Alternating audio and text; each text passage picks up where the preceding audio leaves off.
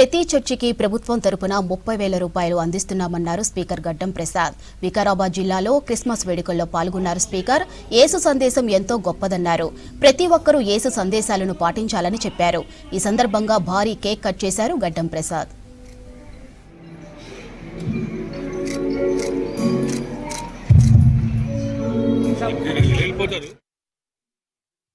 యేసుక్రీస్తు జన్మదిన సందర్భంగా తెలంగాణ రాష్ట్ర క్రైస్తవులకు మరి అదేవిధంగా మా నియోజకవర్గం వికారాబాద్ నియోజకవర్గం క్రైస్తవులకు క్రిస్మస్ శుభాకాంక్షలు తెలియజేస్తున్నాను.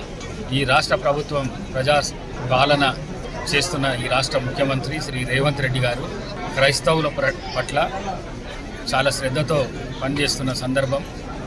మరి రాష్ట్రం లోపల ప్రతి చర్చుకు 30,000 రూపాయలు దాని రిపేర్స్ కనుకోండి, లేకుంటే కలర్స్ కనుకోండి, అభివృద్ధి కార్యక్రమాలు కనుకోండి. మొన్న ఈ మధ్యనే వారం కిందట జీవో తీయడం జరిగింది. మరి అట్లనే క్రైస్తవుల పట్ల ప్రభుత్వం ఇస్తున్న సంక్షేమ కార్యక్రమాలు ఏవైతున్నాయో అది ప్రతి ఒక్కరికి అందేటట్టు ప్రతి నియోజకవర్గంలో ఎమ్మెల్యే ఆ విధంగా పనిచేయాలి. నా నియోజకవర్గంలో కూడా నేను ఆ విధంగా అందరికీ సంక్షేమ ఫలాలు అందేటట్లు ప్రయత్నం చేస్తా అని చెప్పేసి